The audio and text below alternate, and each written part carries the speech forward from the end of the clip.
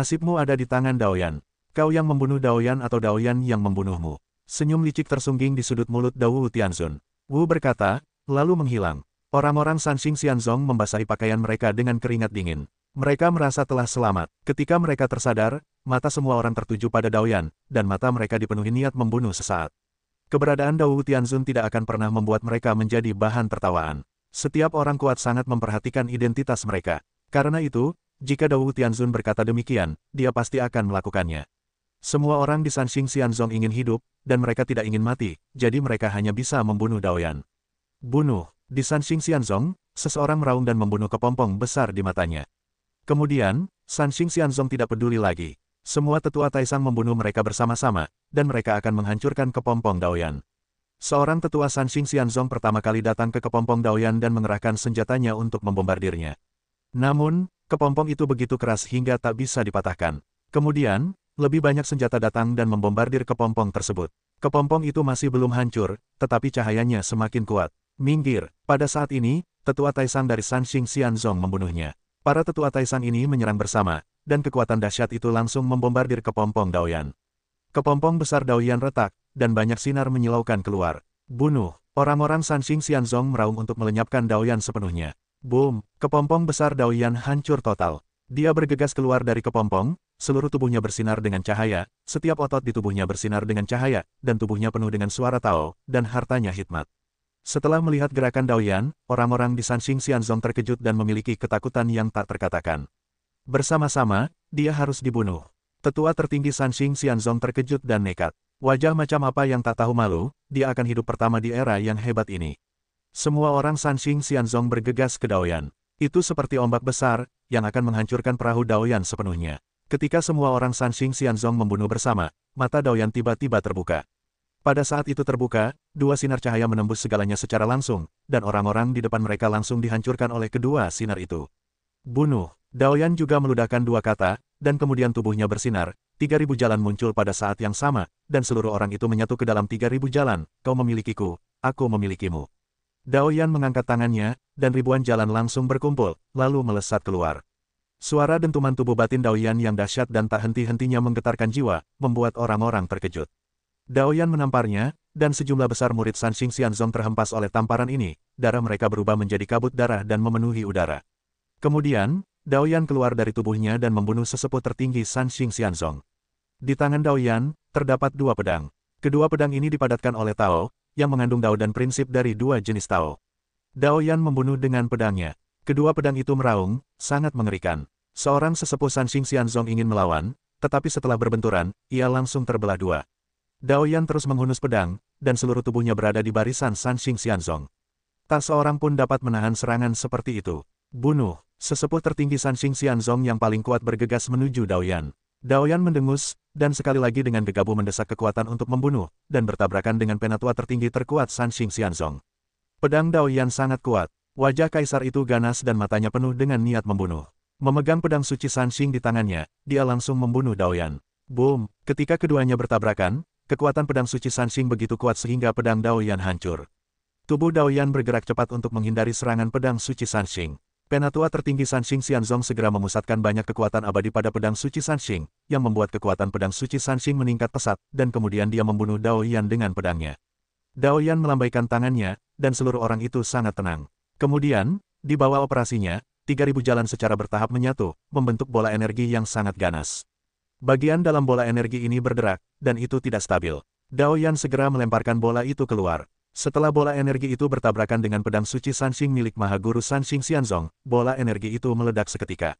Bahkan pedang Sanxing pun tak terbendung. Tetua tertinggi Sanxing Xianzong terpental, wajahnya memucat. Bagaimana mungkin, tetua terkuat Sanxing Xianzong begitu ketakutan hingga ia hampir tak bisa melihat batasnya. Ia gagal menangkis bola energi Daoyan dengan pedang Sanxing, sesuatu yang tak pernah terpikirkan sebelumnya. Daoyan mendengus, dan tubuhnya kembali melesat keluar. 3.000 jalan bergejolak ke arahnya. Setiap jalan memancarkan Tao dan akal sehatnya, yang sangat dahsyat dan menakutkan. Tetua Taisang dari Sanxing Xianzong segera menggunakan pedang Sanxing untuk melawan. Roh pedang dari pedang suci Sanxing melesat ke angkasa dan aktif. Suara pedang berdenting, berpadu dengan 3.000 jalan Daoyan, saling menghancurkan. Ledakan, selain dunia kecil, segala sesuatu di dunia ini dikendalikan oleh dunia kecil ini. Setelah pedang Sanxing memasuki dunia kecil, Dao dan Li dari 3000 jalan segera menekan pedang Sanxing, yang sangat membatasi kekuatannya. Dao dan Li yang kuat saling membunuh. Tetua tertinggi Sanxing Xianzong terbang keluar lagi, sama sekali tidak mampu melawan. Pedang Sanxing terlepas dari tangannya dan menancap di sebuah gunung. Dao Yan mengangkat tangannya dan membunuhnya dengan satu tangan. Kekuatan hegemoni yang dahsyat membunuhnya seperti gunung. Tetua tertinggi Sanxing Xianzong sangat ketakutan dan meraung. Dia mengerahkan seluruh kekuatannya dan mencoba menahan serangan Dao Yan. Serangan Dao Yan sangat dahsyat. Tetua tertinggi Sanxing Xianzong tidak dapat menahannya. Seluruh tubuhnya terbang terbalik lagi dan menyemburkan seteguk darah. Setelah melihat pemandangan ini, para tetua dan murid Sanxing Xianzong lainnya terkejut dan pucat pasi. Jika tetua Taisang terkuat mereka tidak mampu menghadapi Dao Yan, mereka pasti akan mati. Dao Yan melangkah maju dengan satu kaki, seluruh tubuhnya dipenuhi Daofa, lalu ia membunuhnya dengan tinju. Tinjunya mengandung kebenaran Dao, ia sangat kuat dan langsung membunuhnya. Tetua Taisang Sanxing Xianzong tiba-tiba mengecilkan matanya, lalu meraung, hampir mati bersama Dao Yan. Ledakan, ledakan, sebuah kekuatan dahsyat saling bertabrakan, dan tubuh Dao Yan terhempas mundur, sementara tubuh tetua tertinggi Sanxing Xianzong meledak dan berubah menjadi segumpal daging dan darah. Semua orang Sanxing Xianzong terkejut, wajah mereka pucat pasi, dan mereka semua tercengang di tempat. Dao Yan menatap sisa-sisa Sanxing Xianzong dan berkata, leluhur kalian mengkhianati Dao Wu Tianzun. Kalian semua harus dihukum. Leluhur kamilah yang mengkhianati Dao Wu Tianzun, bukan kami. Mengapa kami harus membalasnya? Beberapa orang di Sanxing Xianzong tidak mau melakukannya. Aku menyalahkanmu karena menjadi murid Sanxing Xianzong. Dao Yan kejam. Setelah itu, Dao Yan membunuh sisa-sisa Sanxing Xianzong. Semua orang di tempat kejadian terkejut. Mereka tahu bahwa Sanxing Xianzong telah tamat, jadi mereka berhamburan. Dao Yan mengubah Sanxing menjadi Sanxing bersama-sama. Ketiga sosok itu mengejar dan membunuh tetua Taisang dari Sanxing Xianzong. Tetua tertinggi Sanxing Xianzong ketakutan dan melawan dengan panik, tetapi tetap tidak dapat menghentikan Dao Yan. Tahu bawaan begitu kuat hingga jauh melampaui kemampuan orang biasa. Hampir semua tetua Taisang Sanxing Xianzong dibunuh oleh Dao Yan. Beberapa orang yang tersisa terlalu kecil di mata Dao Yan. Tidak perlu membunuh mereka semua. Sekarang Sanxing Xianzong hanya tinggal namanya saja. Berita bahwa Sanxing Xianzong dihancurkan oleh Dao Yan segera menyebar. Banyak orang di daratan Kyushu terkejut. Taoisme bawaan sebelumnya relatif rendah hati. Sekarang, setelah kemunculan Dao Wu Tianzun, ia lahir dengan profil tinggi, menunjukkan kekuatan Dao bawaan. Hal ini tidak menghalangi banyak orang untuk berpikir bahwa itu mungkin makna Dao Wu Tianzun, dan membuat orang-orang mengetahui kekuatan bawaan Tao. Akankah Dao Yan menjadi Dao Wu Tianzun kedua? Ada kemanusiaan. Dao Ti bawaan adalah kesayangan langit dan bumi. Selama kau tidak mati, seberapa sulitkah menjadi Dao Wu Tianzun kedua? Beberapa orang sangat mengagumi Dao Yan. Bukankah tubuh dewa dan tubuh suci pernah berpetualang hebat sebelumnya? Kenapa kau begitu rendah hati sekarang? Aku benar-benar ingin melihat beberapa fisik yang kuat dan bertarung hebat. Di Gunung Sengsu, Dao Yan berdiri di depan Dao Wu Tianzun. Dao Wu Tianzun menyesap teh dan berkata sambil tersenyum, bagaimana rasanya mematahkan belenggu. Bagus. Dao Yan Dao. Dao Wu Tianzun berkata, ini belum cukup. Masih banyak belenggu di tubuh Dao bawaan. Kau harus mematahkan semua belenggu di tubuhmu untuk menjadi tubuh Dao yang sebenarnya. Sekarang kau hanya mematahkan satu belenggu. Karena itu, kau seharusnya bisa membayangkan betapa mengerikannya tubuh Tao ketika semua belenggu patah. Itulah mengapa tubuh Dao bawaan begitu kuat. Dao Wu Tianzun menatap Dao Yan dalam-dalam. Sebagai seorang Dao bawaan, Dao Wu Tianzun tampaknya telah melihat bayangannya sendiri dari Dao Yan. Ia menyukai pria kecil di depannya ini. Ia benar-benar memiliki keinginan untuk menerima murid. Namun, setelah dikhianati oleh murid-muridnya di era besar, Dao Wu Tianzun telah memiliki simpul hati dalam masalah ini. Setelah mendengar kata-kata Dao Wu Tianzun, Dao Yan bertanya dengan rasa ingin tahu, ada begitu banyak belenggu dalam tubuh Dao bawaan. Bagaimana dengan tubuh Dao pasca surga? Dao Wu Tianzun berkata sambil tersenyum, tidak ada Dao Ti Lusa, karena tubuh Dao Lusa dibentuk oleh Lusa, dan tidak dilahirkan dengannya, jadi tidak banyak belenggu dalam tubuh. Petik 2. Bukankah itu berarti lebih mudah bagi aliran Tao pasca surga untuk menjadi hebat? Kata Dao Yan. Dao Wu Tianzun mengangguk dan berkata, kau benar. Lebih mudah mencapai Tao Lusa. Namun, setelah tubuh Dao bawaan selesai, itu jauh lebih menakutkan daripada tubuh Dao Tian Dao akhir, yang tak tertandingi. Setelah tubuh Dao bawaan selesai, tubuh Dao yang diperoleh juga sangat umum dalam pandangan tubuh Dao bawaan. Dao Yan mengangguk dengan jelas, lalu berlutut dan berkata, tolong beritahu generasi muda untuk mematahkan belenggu. Sebelum era agung terakhir, ada sesosok Tao yang berlutut di hadapannya untuk memujanya sebagai guru. Pria itu adalah wilayah leluhur Dao Gong. Kini, pemandangan ini kembali muncul di hadapannya, menyentuh hati Dao Wu Tianzun. Ia menatap pemuda di hadapannya yang terdiam cukup lama, lalu mendesah, bersujud.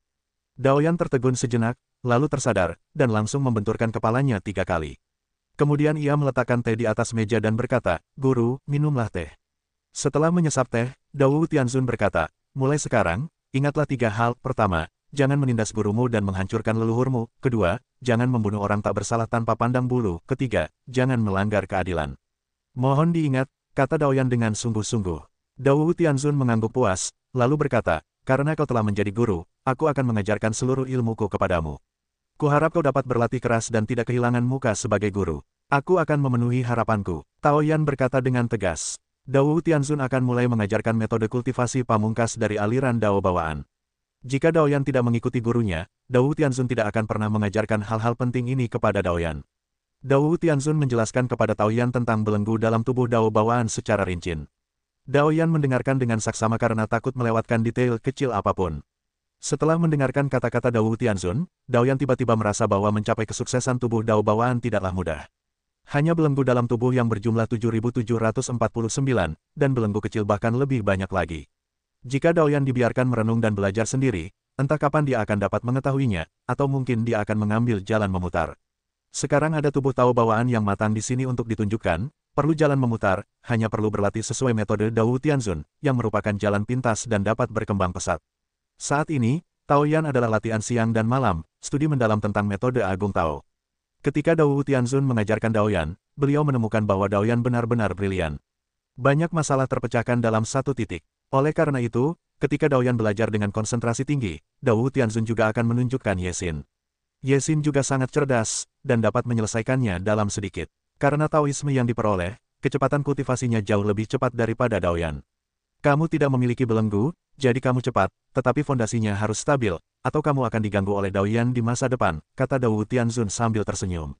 Yesin mendengus dan berkata, dia berani. Dao Tianzun tertawa. Dia juga menyukai Yesin, seorang gadis kecil. Dia berani mengatakan apapun dan tidak takut pada apapun. Di Jalan Senyu, benua-benua telah layu, dan roh abadi telah hilang di setiap benua. Semuanya mati, dan tak seorang pun dapat menemukan manusia atau bahkan seekor tikus pun. Namun, di lingkungan seperti itu, sesosok muncul di Jalan Senyu dan tiba di sebuah benua. Pria ini tandus, bawaan sejak lahir dan tandus. Sebelum tandus datang ke sini, ia telah mengunjungi lebih dari selusin benua. Ketika ia pergi, setiap benua runtuh, tenggelam sepenuhnya, dan lenyap di Jalan Senyu. Tempat ini mungkin tidak berharga bagi banyak orang, tetapi bagi gurun bawaan, tempat tandus seperti itu adalah tempat terbaik untuk berkultivasi. Tandus datang ke pusat benua ini, lalu duduk bersila, menjalankan sutra alam liar agung, dan mulai berlatih. Seluruh dunia yang dihembuskan oleh napas tandus seketika, bumi mulai retak, seluruh dunia mulai menjadi abu-abu, semua kekuatan ditelan. Tubuh tandus bagaikan mesin penelan gas buang, melahapnya dengan kecepatan yang sangat mengerikan. Inilah kultivasi tubuh tandus bawaan, yang membosankan dan sangat merusak. Hanya di tempat seperti itu kita bisa bertindak gegabah, yang juga merupakan peluang untuk kehancuran. Di Jalan Senyu, ada bagian Jalan Senyu yang telah meledak. Ada 12 pisau terbang, yang membelah langit, berubah menjadi 12 pita, dan menghilang di Jalan Senyu. Kemudian, tempat rahasia Raja Meteorit di langit terbuka, dan sebuah retakan besar muncul. Di celah itu, sebuah pagoda muncul, dan pagoda itu melesat keluar dari langit dan menghilang dalam kehampaan. Setelah itu, beberapa cahaya dan bayangan muncul di tempat rahasia Raja Meteorit, yang semuanya menghilang. Pada hari ini, sebuah berita mengejutkan datang. Di Jalan Senyu, daratan runtuh dan lebih dari separuh daratan telah lenyap sepenuhnya dan menjadi sejarah. Semua orang terkejut, dan sebagian kekuatan yang ditransfer dari Jalan Senyu sangat sedih ketika mereka mengetahui bahwa daratan mereka sendiri runtuh. Itu adalah rumah mereka, tetapi sekarang telah lenyap sepenuhnya, hati tidak dapat menahan perasaan sedih. Segera setelah itu, Istana Surgawi berangkat untuk mengumumkan bahwa Raja Surgawi akan kembali dalam beberapa hari. Ketika Raja datang ke dunia, siapa yang akan melawannya? Namun, tepat sebelum kembalinya Raja Surgawi, awan langit muncul di Gunung Tianfa, dan sebuah istana megah muncul, dengan kabut peri berkabut dan implikasi abadi. Selamat datang Raja Surga dan Dharma. Di Gunung Tianfa, terdengar suara nyaring, yang berasal dari binatang bertanduk perak. Setelah mendengar kata-kata binatang bertanduk perak itu, banyak orang terkejut dan terperanjat. Apakah Raja Peri Tianfa telah kembali? Raja Peri lainnya telah kembali, dan dia adalah salah satu dari 9 gunung peri. Pada awalnya, Raja Hukum Surgawi dan Raja Peri Dawu berada di barisan yang sama. Sekarang kedua peri ini telah kembali. Bahkan jika Raja Surgawi kembali, mereka bukanlah saingan, kata seseorang dengan ngeri. Apakah karena Raja Surgawi kembali saat ini? Dalam komentar banyak orang, langit tertutup matahari, seberkas cahaya jatuh dari 9 hari, dan sebuah bayangan jatuh di Gunung Tianfa. Ketika sosok ini datang, dunia bergetar dan beresonansi dengan semua orang di Wan Xianzu. Apakah itu Raja Hukum Surgawi? Sosok Wei An yang baik, momentum dominasi yang baik. Banyak orang bergegas ke Gunung Tianfa untuk melihat situasi di gunung, dan bahkan lebih banyak lagi yang ingin melihat wajah asli Raja Surgawi. Sayang sekali kita tidak bisa melihat Gunung Tianfa dengan jelas dari luar. Meskipun tidak ada kabut peri di Gunung Tianfa, namun kabutnya sangat tebal. Banyak orang sedikit tersesat, berkeliaran di sekitar Gunung Tianfa, tetapi mereka tidak ingin pergi. Kembalinya Raja Peri Tianfa membuat Tian Tingxin, yang sebelumnya sangat arogan, juga ketakutan. Meskipun Raja Surgawi kuat, Raja Abadi Hukum Surgawi sama mengerikannya dengan Dao Tianzun. Tentu saja mustahil bagi Raja Surgawi untuk menghadapi dua peri sekuat itu. Setelah kembalinya Raja Abadi Tianfa, Dao Tianzun pergi ke Gunung Tianfa dan langsung mendaki Gunung Tianfa.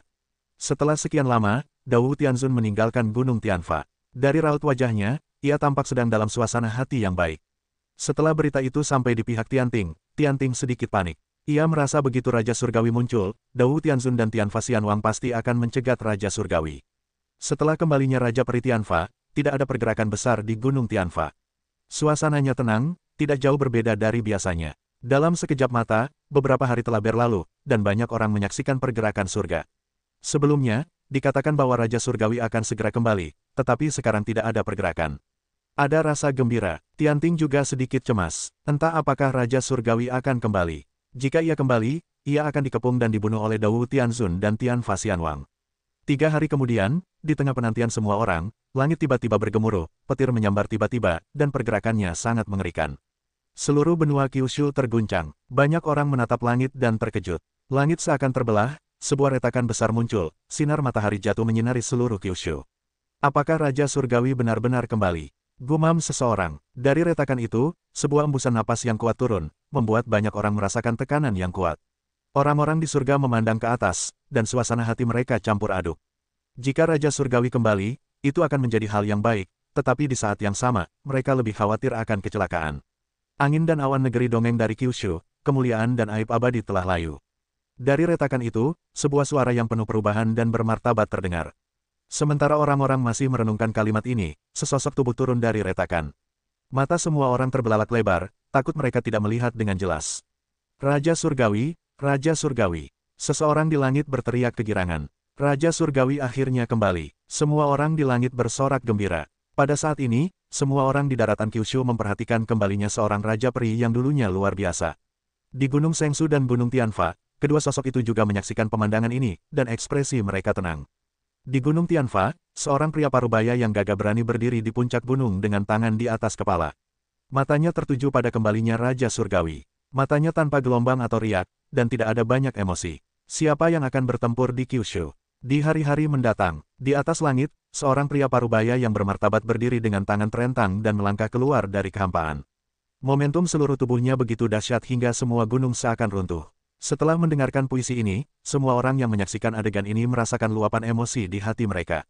Betapa percaya diri dan arogannya, mampu mengucapkan kata-kata seperti itu. Semua orang di surga berkumpul di tempat Raja Surgawi datang, menyembahnya bersama, dan berseru dengan suara lantang, "Selamat datang Raja Peri." Raja Surgawi memandang sekelompok orang di bawah kakinya, dan matanya bersinar dengan bangga dan berkata, "Semua bangun." "Terima kasih, Raja Peri." Semua orang berdiri, tetapi tidak berani menatap Raja Surga. Pencegah teror seperti itu terlalu kuat, bahkan jika itu hanya tatapan, itu juga tak tertahankan. Raja Surgawi melirik tubuh orang-orang, lalu alisnya tiba-tiba berkerut dan berkata, "Di mana darah takdirku?" Di istana surga, semua orang terkejut. Dua peri setengah langkah di langit juga gemetar. Salah satu dari mereka berkata dengan suara gemetar, "Kaisar surga dan Kaisar surga," dan lebih dari selusin kaisar semuanya terbunuh. Mendengar ini, mata Raja Surgawi tiba-tiba memancarkan cahaya dingin, dan amarah pun meledak. Semua orang di tempat kejadian terkejut oleh paksaan yang kuat itu dan langsung berlutut.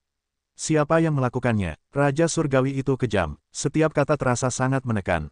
Ye Chen lah yang memiliki pecahan-pecahan daftar dewa. Dia sekarang berada di Gunung Sengsu dan berada di bawah perlindungan Dao Tianzun. Raja Peri setengah langkah di surga segera berkata dengan ketakutan. Dilindungi oleh Dao Tianzun, dewa memerintahkan Raja Abadi untuk bersenandung, lalu tubuhnya tiba-tiba menghilang di tempatnya. Setelah tekanan kuat itu menghilang, semua orang menarik napas dan basah kuyup oleh keringat. Apakah Raja Surgawi pergi ke Dao Tianzun? Beberapa orang di surga berbisik tentang Tao. Aku pasti pergi ke Dao Tianzun. Tiandi dan Tiandi adalah keturunan Raja Surgawi. Semua keturunan Raja Surgawi telah terbunuh. Tentu saja, Raja Surgawi tidak akan menyerah. Bagaimana kalau kita pergi ke Gunung Sengsu untuk melihat situasinya? Di langit, banyak orang yang penasaran dan ingin tahu seluruh prosesnya. Tetaplah di tempatmu, tak seorang pun dari kita bisa pergi tanpa perintah Raja Surgawi. Seorang Raja Peri setengah langkah di langit berseru dingin. Gunung Sengsu, sosok Raja Surgawi muncul di sekitar Gunung Sengsu dalam sekejap, dan sebuah medan gas yang kuat meledak dan langsung menekan ke arah Gunung Sengsu. Dao, keluarlah untukku. Dewa memerintahkan Raja Abadi untuk berteriak. Suara Jiushu terdengar. Begitu Raja Surgawi kembali, dia meminta masalah kepada Dao Tianzun. Apakah akan terjadi? Apakah itu terlalu cepat? Banyak orang di Tianjinzu tiba di dekat Gunung Sengsu untuk pertama kalinya. Di Gunung Sengsu, Dao Tianzun sudah merasakan napas Tianming Xianwang saat kemunculannya. Sekarang, sebuah kekuatan dahsyat telah digelembungkan di Gunung Sengsu untuk menahan momentum Tianming Xianwang. Apa yang kau inginkan dariku? Apakah ada perang sekarang? Aku ingin bersamamu. Dao Tianzun tidak muncul. Suaranya keluar. Menghadapi keberadaan yang begitu kuat, Dao Tianzun tidak perlu menaruhnya di dalam hatinya, bahkan meremehkannya. Dao, biarkan Ye Chen keluar dan mati, dan bunuh keturunanku. Aku pantas mati. Dewa memerintahkan Raja Abadi untuk mengamuk. Dao Tianzun mendengus dingin, apakah kau pantas mati karena membunuh keturunanmu? Lalu kau tidak perlu mati karena membunuhku di surga. Apa maksudmu? Tanyanya, hanya satu keturunan Daoyu, putraku, yang kau bunuh di surga.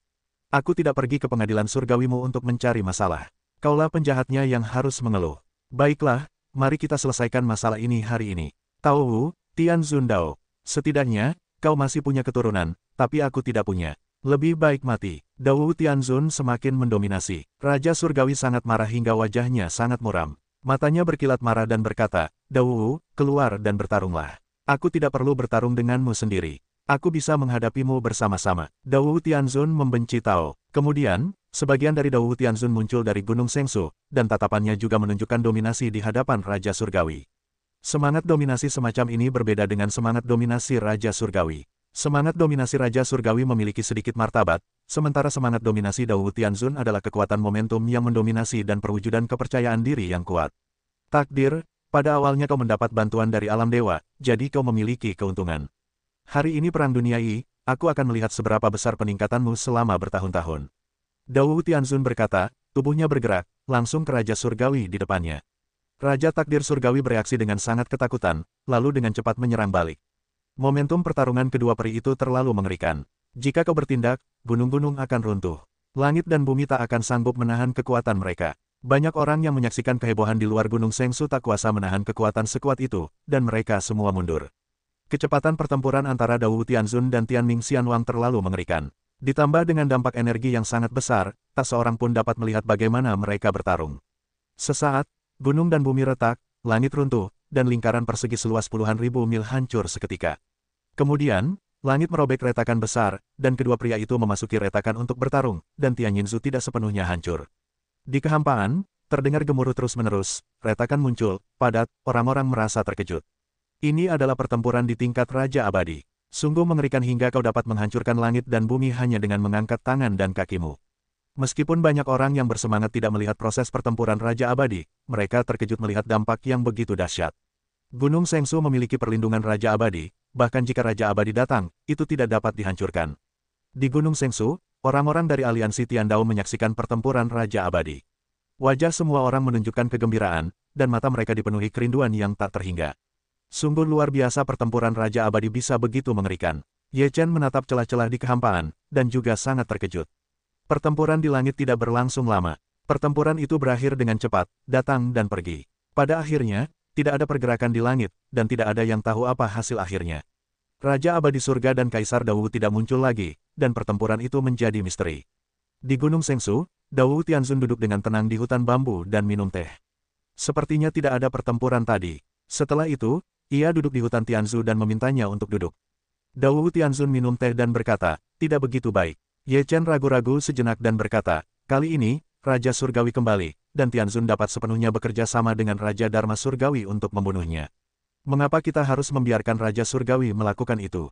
Jika semua peri di pihak Raja Surgawi kembali dan mereka menghubungi dunia dewa lagi, itu akan sangat merepotkan. Dao Tianzun berkata sambil tersenyum, beberapa hal tidak sesederhana itu. Jika seorang Raja Abadi dapat dibunuh dengan mudah, maka dalam pertempuran zaman agung, Raja Abadi tidak akan bertahan begitu lama. Berapa banyak peri yang masih hidup? Ye Chen ketakutan. Setidaknya tidak ada dari 9 negeri peri yang mati. Dao Tianzun menatap Ye Chen. Dao Tianzun tidak perlu mengatakan apa-apa lagi. Kalimat seperti itu saja sudah cukup untuk membuat Ye Chen sangat ketakutan. Tak satu pun dari 9 Raja Abadi di Gunung Abadi mati. Mengerikan, berapa banyak dari 9 peri yang berpihak pada Raja Surgawi? Tanya Ye Chen. Dewa Surgawi, Raja Iblis 9 Naga, dan patung 9 pedang abadi berpihak pada Raja Surgawi. Dao Tianzun berkata, Raja Surgawi adalah benda langit. Tak seorang pun dapat mengetahui kelahirannya dengan jelas. Ia tidak berada di 9 gunung abadi. Terlalu banyak rumor. Pada awalnya, Raja Surgawi lahir di langit dan sangat rupawan. Kemudian ia menjadi Raja Abadi dan mampu berkomunikasi dengan dunia surgawi. Oleh karena itu, ia mendapatkan bantuan dari dunia surgawi dan akhirnya menyatukan dunia surgawi dan mendirikan istana surgawi. Ye Chen cukup terkejut bahwa ada rumor seperti itu tentang Raja Surgawi.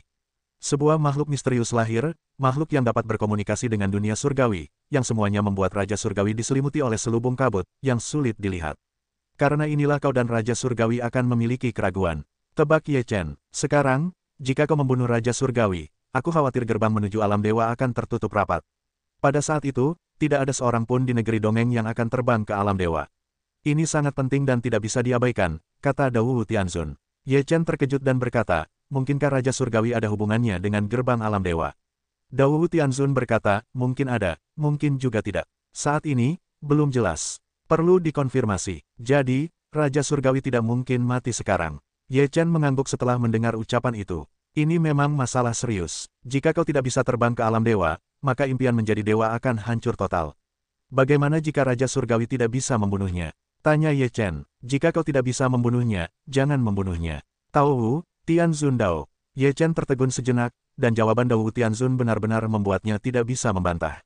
Di pihak Tianting, Raja Surgawi menghilang setelah kembali dari Gunung Sengsu, yang membuat orang-orang di Tianting resah. Bagaimana situasi pertempuran antara Raja Surgawi dan Kaisar Tao? Di saat semua orang bertanya-tanya tentang hal ini, terjadi keributan besar di Gunung Tianzang. Roh jahat Gunung Tianzang tiba-tiba menyerbu ke langit, menghalangi langit dan matahari. Di Gunung Tianzang, roh jahat bergulung-gulung dan membubung tinggi ke angkasa, menyelimuti separuh langit. Separuh benua kuno yang kacau balau diselimuti oleh ki jahat, seolah-olah gelap. Seluruh penduduk Luan Buzu ketakutan dan menatap langit. Mereka tahu bahwa Raja Abadi Gunung Tianzang akan kembali. Di bawah perhatian semua orang, dalam ki jahat itu, sekelompok ki magis terus-menerus terkondensasi, dan akhirnya berubah menjadi sesosok dan jatuh ke Gunung Tianzang. Sosok ini diselimuti oleh roh jahat dan memancarkan senyum dingin, daratan Kyushu, aku dimakamkan di surga lagi. Dewa kematian datang, dan Raja Peri lainnya muncul. Banyak orang merasakannya, mereka tak pernah menyangka bisa bertemu begitu banyak peri dalam hidup mereka. Sungguh beruntung sekaligus malam bisa bersama Raja Peri di saat yang bersamaan. Tentu saja, kemunculan Dewa Pemakaman Surga diketahui oleh para Taois dan Raja Abadi Surgawi. Namun, mereka tak berniat untuk bertarung. Tianzun, aku punya diagram 8 diagram Tai Chi, bisa membunuh iblis, kata Ye Chen.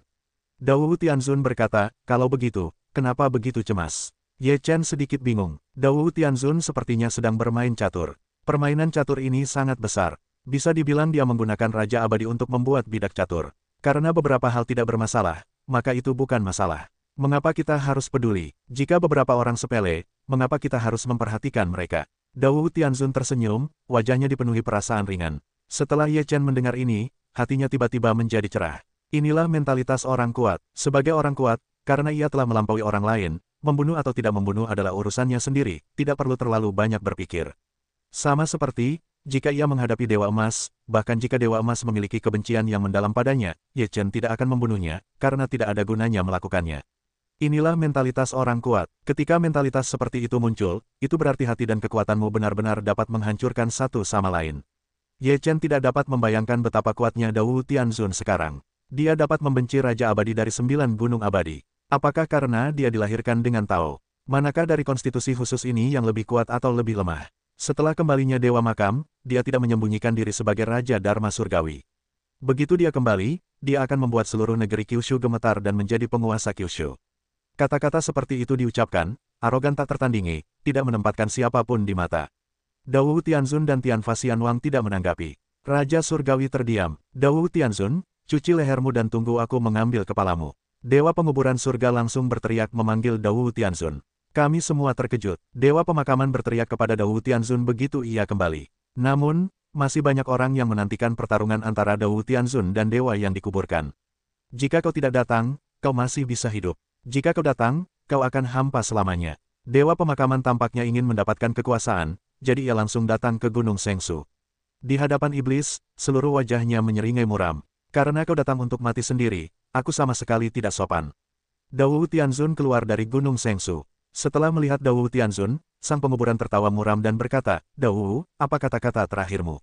Dao Tianzun berkata, sejak saat itu, tidak ada sihir di negeri dongeng. Aku khawatir aku akan mengecewakanmu. Dewa kuburan menyeringai muram. Dao Tianzun berkata, mulai hari ini, tidak ada sihir di negeri dongeng. Kata-kata Dao Tianzun bergema di seluruh benua Kyushu. Lucu, setan ada di mana-mana. Kau tidak bisa bebas dari setan sendirian. Dewa pemakaman tertawa. Dao Tianzun tidak berkata apa-apa lagi. Ketika tangan kanannya terangkat, sebuah diagram 8 diagram Tai Chi muncul di telapak tangan Dao Tianzun. Dao Tianzun melihat 8 diagram Tai Chi, lalu menatap dewa pemakaman dan berkata, awalnya, kau tidak ingin membunuhmu.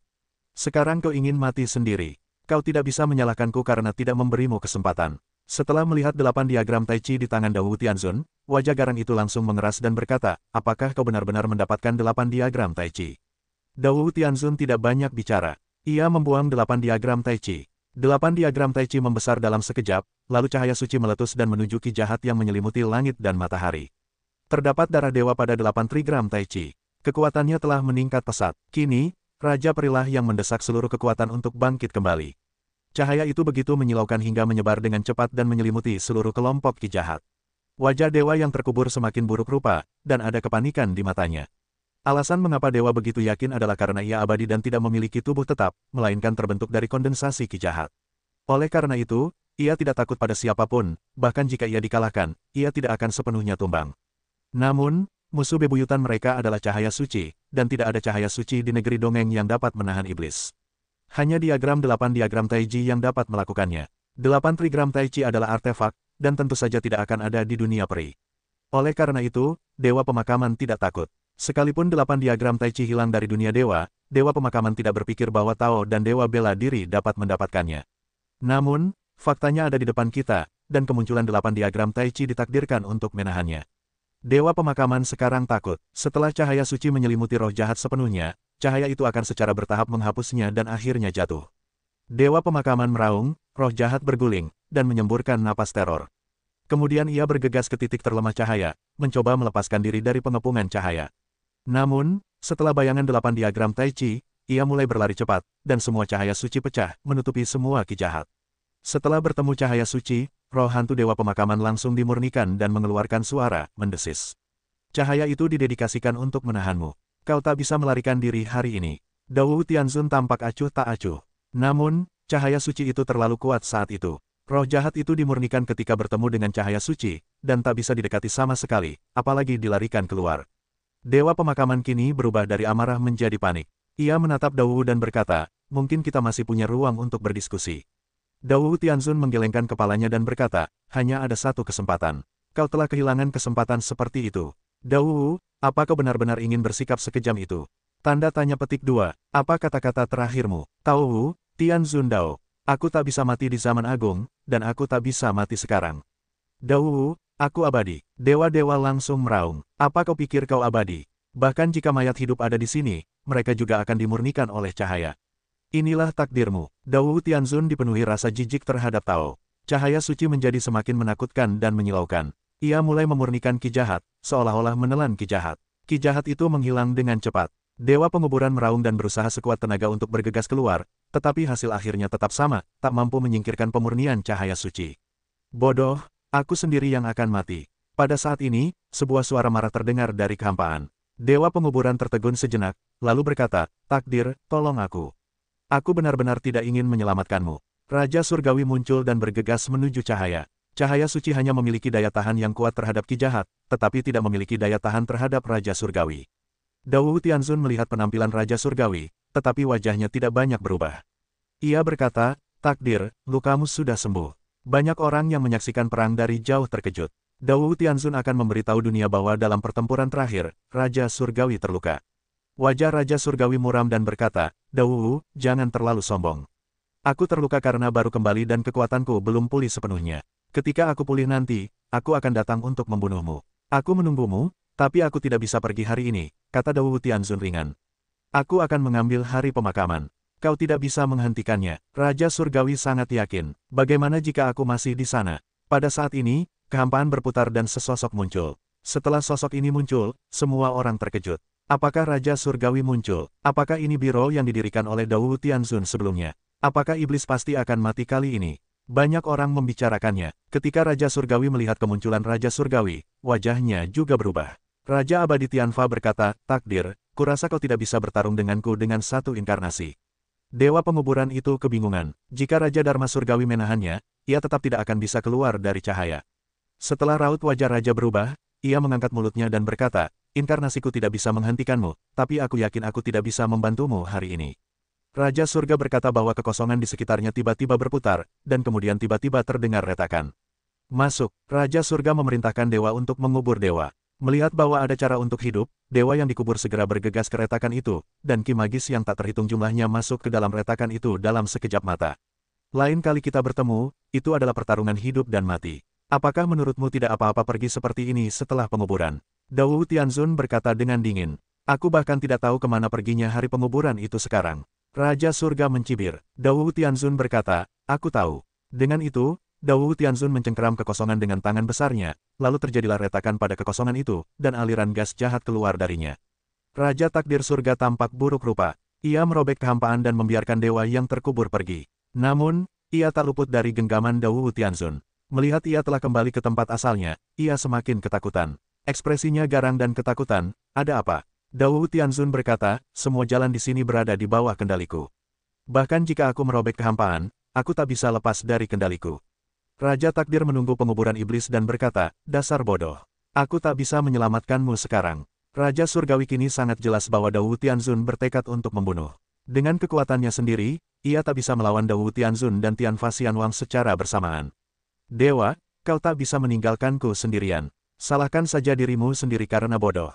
Raja Surgawi mendengus. Bagi seseorang yang tak banyak membantu, Raja Surgawi telah memilih untuk meninggalkan, dan Raja Peri Takdir adalah kenyataan ini. Wajah iblis penguburan berubah menjadi ganas dan berkata, "Takdir, apakah kau akan menyeberangi sungai dan meruntuhkan jembatan? Jika kami tidak membantumu, bagaimana kau bisa hidup sampai hari ini? Sekarang kau sekarat." Raja Surga berkata dengan dingin, "Kau begitu bodoh, dan kau harus menyalahkanku karena bersikap kejam.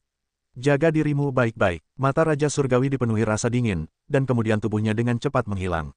"Tidak!" Dewa penguburan surga berteriak. Dia terlalu tidak rela dibunuh oleh Dao Tianzun. Dao Tianzun tidak memperhatikan kepergian Raja Surgawi. Cahaya suci kembali menyelimuti Dewa Penguburan dan melancarkan serangan menyeluruh. Wajah Dewa Penguburan berubah drastis. Dia tahu bahwa segalanya hanya bisa bergantung pada dirinya sendiri. Jika dia tidak bisa keluar dari bayang-bayang cahaya suci, dia akan mati. Namun, apapun terornya, itu tidak dapat lolos dari pemurnian cahaya suci. Roh jahat berkurang dengan cepat, dan Dewa Penguburan meraung liar. Dia terlalu tidak rela. Di era besar terakhir, dia tidak terbunuh, tetapi sekarang dia akan terbunuh begitu dia muncul. Terlalu berat untuk dipuaskan. "Ah!" Dewa Kematian meraung, mengumpulkan semua roh jahat, lalu berubah menjadi tongkat sihir yang mengerikan. Tongkat sihir itu meledak dengan kekuatan luar biasa dan melesat keluar cahaya suci. Dao Tianzun memperkuat kekuatan cahaya suci lagi. Cahaya itu sangat kaya. Dengan penindasan 8 diagram Taiji, tongkat sihir itu tidak dapat menembus serangan cahaya suci. Roh jahat menghilang, dan dewa meraung. Setelah melihat pemandangan ini, semua orang terkejut, akankah generasi Raja Peri musnah begitu mereka kembali? Di mata Dao Tianzun, rasa kehancuran melintas di matanya, dan cahaya suci tiba-tiba menjadi bergejolak dan langsung menekan ke arah dewa. Cahaya suci menutupi semua ki jahat, dan ki magis menghilang dengan cepat, dan area itu semakin mengecil. Dewa penguburan meraung, "Dao, kau tidak bisa mati dengan mudah. Bahkan jika aku mati, kau tidak akan baik-baik saja di masa depan. Kau tidak bisa melihatnya," kata Dao Tianzun ringan. Cahaya suci melonjak, menembus ke dalam roh iblis, menguraikan ki jahat sepenuhnya, dan kemudian dengan cepat memurnikannya. Roh jahat terus menghilang, dan satu generasi Raja Peri telah musnah. Dari awal hingga sekarang, tidak ada peluang untuk melawan sama sekali. Setelah jejak terakhir ki jahat dimurnikan oleh cahaya suci, Dao Tianzun tidak segera mengambil 8 diagram Taiji, tetapi menekannya. Dengan pembesaran 8 diagram Taiji yang cepat, cahaya suci menutupi area ini.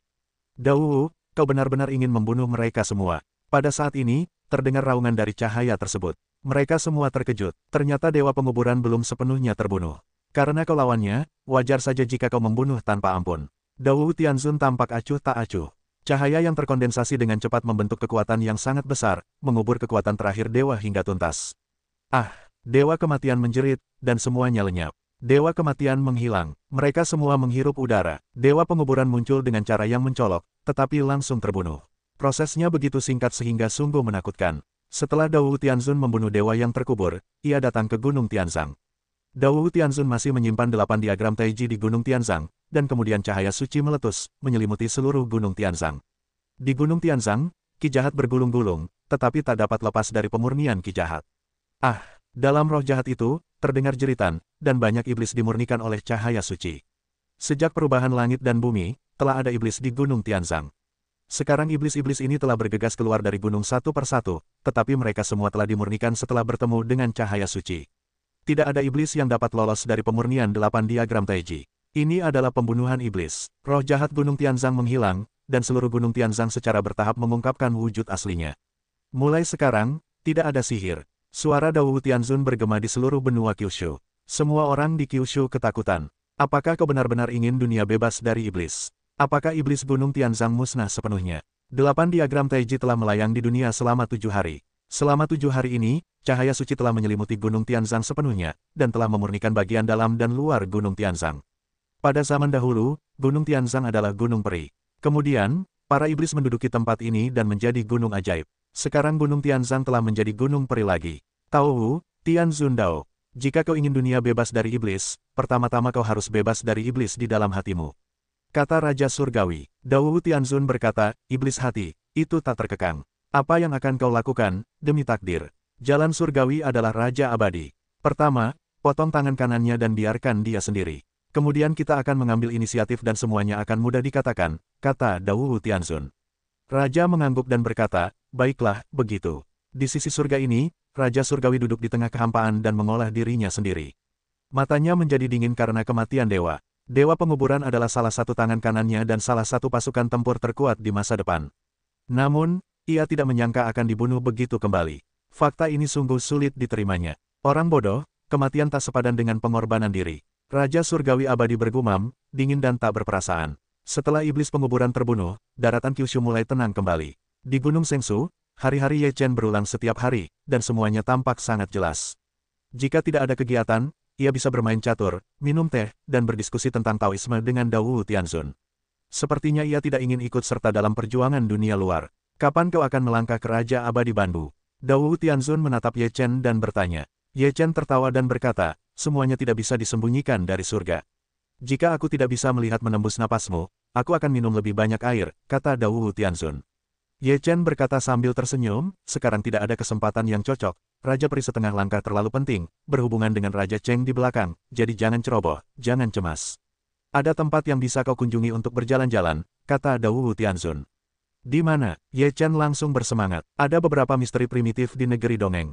Kau harus tahu beberapa, misalnya, Taiji, Kunlun, dan mata negeri dongeng semuanya adalah tempat rahasia primitif. Dao Wu Tianzun berkata, semua tempat rahasia ini diketahui orang, tetapi ada satu tempat rahasia yang hanya sedikit orang tahu, dan tidak banyak orang yang tahu cara memasukinya. Mendengar itu, Ye Chen sangat gembira. Ia bertanya, apakah jalan menuju tempat rahasia primitif itu? Dao Wu Tianzun mengangguk dan berkata, ya, sekarang kalian boleh pergi. Sehari kemudian, Ye Chen mengumpulkan Daoyan, Ye Xin, Fei Tianhu, dan Roh Kudus, lalu meninggalkan Gunung Sengsu bersama Dao Wu Tianzun. Dao Wu Tianzun bersama Ye Chen dan yang lainnya langsung menuju ke ujung benua Kyushu, tempat aliran ruang yang bergejolak dapat merobek langit, sangat mengerikan. Ketika Dao Wu Tianzun tiba-tiba menggenggam kehampaan, aliran ruang yang bergejolak itu berhenti, lalu sebuah retakan muncul, yang semakin membesar, dan akhirnya membentuk sebuah portal raksasa.